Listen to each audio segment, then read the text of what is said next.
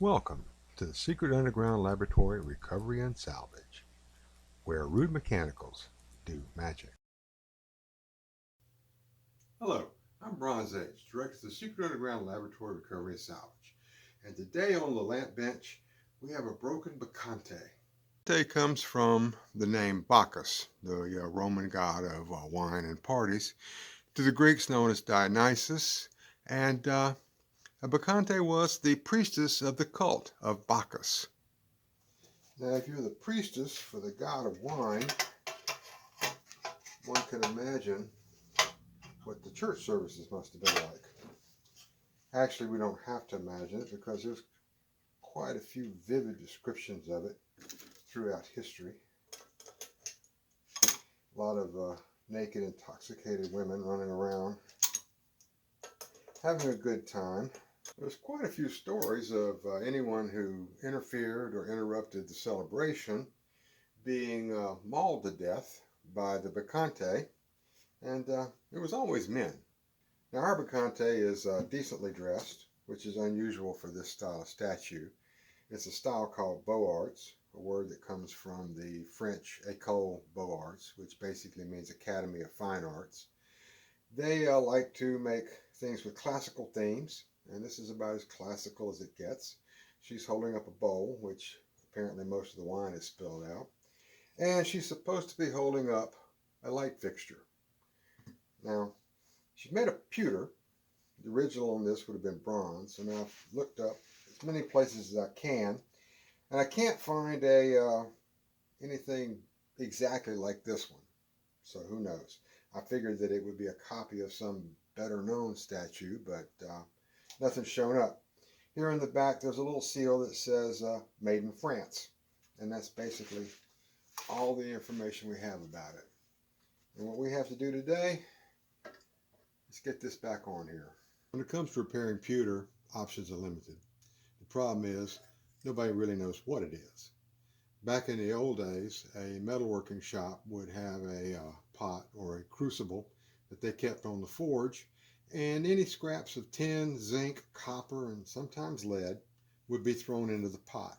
Whenever a small part needed to be cast, they would just dip into it, pour it into the mold, and make quick work of it. The problem is that the exact mix of copper, zinc, and tin determines the melting point, and you never know what the proportions of each metal are. Any mix of those three can be called pewter, or pot metal, or white metal. And it can't be soldered, because to solder something, you have to have a solder with a lower melting point than the two pieces of metal that you're trying to solder together. And never knowing the melting point of this makes that basically impossible.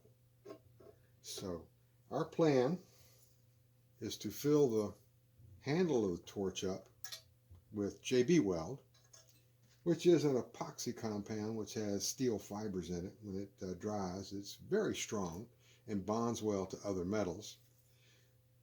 Put this brass pin in here, fill some more JB Weld here. I've got a straw that's going to be used to shield the wire, so I don't epoxy my wire to the statue. That would be a very cruel thing to do to somebody who might want to work on this sometime in the future. And then clamp it in place with this jig that I've built here until it cures. And it's all in the setup, taking my time and getting it right once, because as I said, plan A, we don't have a plan B. Now, JB Weld is fairly fluid when it's freshly mixed, so I'm going to use an artist brush to use my dwindling can of Johnson's Paste Wax to go all around the lower part here, her hand, so that any squeeze out can be cleaned up without a lot of trouble. There will be a little bit of artistic carving and sculpting around this seam here, but I don't want to have to do any more than I absolutely have to. Now, JB Weld is like most epoxies.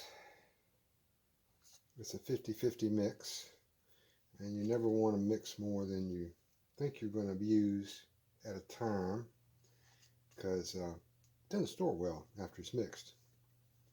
This stuff is supposed to have quite a long working time. It says it sets up in 4 to 6 hours. And from my experience, I can say, yeah, that's pretty close to true. There are formulas which will set up much quicker,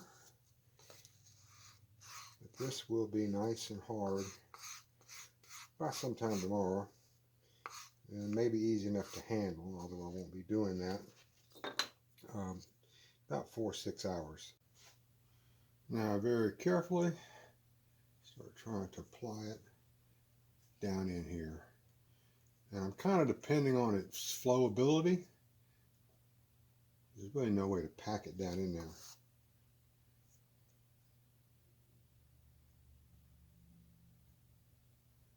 I don't really want to get it up to the top because I'm counting on the epoxy in the top half of the arm to flow down and fill that void. And I'm going to let that sit for a little bit before I put the other one on. Maybe wait till in the morning.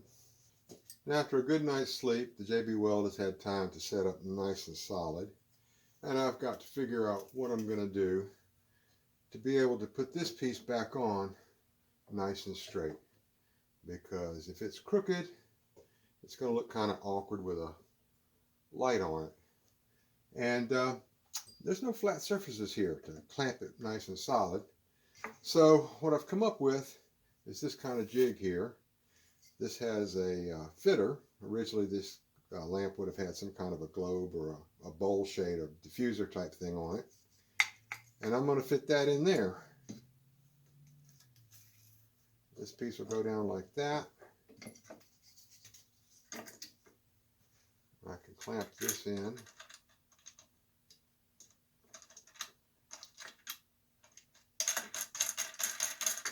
Get it screwed down nice and tight. And it's not actually putting any pressure on here, but I'll be able to use these screws to tighten it down against this wooden disc. And that should hold it in until the JB Weld sets up, and then it'll be exactly in the right position. There are some gaps here because tiny little chips of pot metal flaked away and disappeared when it got broken. And here it is clamped in place, and it will have to sit overnight again and finish putting it back together. Well, I think this came out looking pretty good.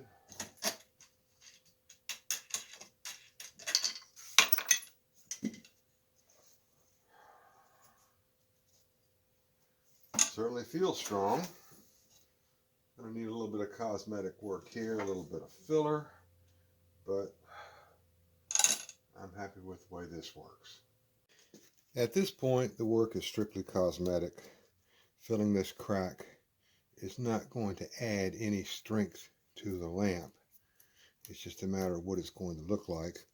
And I'm using the vinyl spackling compound because I have found it to really work well for coming out nice and smooth. Just have to clean up all the excess. And this dries fairly quickly, and then I can paint it to match. And we'll come out with a fairly inconspicuous, if not invisible, repair. This stuff is easy to work. It doesn't sag when you apply it, and it's quite easy to clean up until it's dry. So I've got the crack filled all the way around, and now I'll just wait about an hour or so and it'll be dry enough to paint, and I'll start looking through my paint kit for something that'll match this. And one advantage here is on old statuary figurines is they're never one single color. So you make a blotchy mismatched repair, it fits right in. These little bottles are usually called hobby paint, and they come in a wide range of tones. I'm starting off here with dark granite, and I may go back and touch it up with something with a little bit more brown in it. I try to avoid the colors that are labeled metallic like bronze or copper because they have little metal particles in them, which makes them glitter, and that seldom blends in with this kind of work.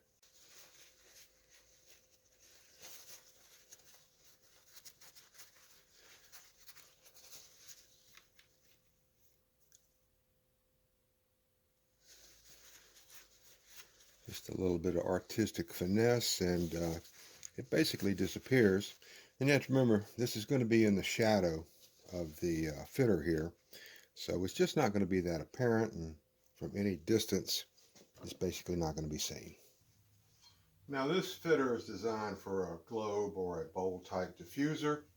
But sometime in the past, somebody decided they wanted to put a shade on it, so they've got this harp, and that works. You know, as I say, that sort of thing is a decorator decision. It's your lamp. You can do what you want to with it. There's a three-way socket in it, which is convenient. But now, our party girl is ready for the Bacchanal, and this is Bronze Age. Thank you for watching this video. I really appreciate a like and a subscribe if you haven't already. Any questions, always answered. Comments are welcome. And again, thank you for watching.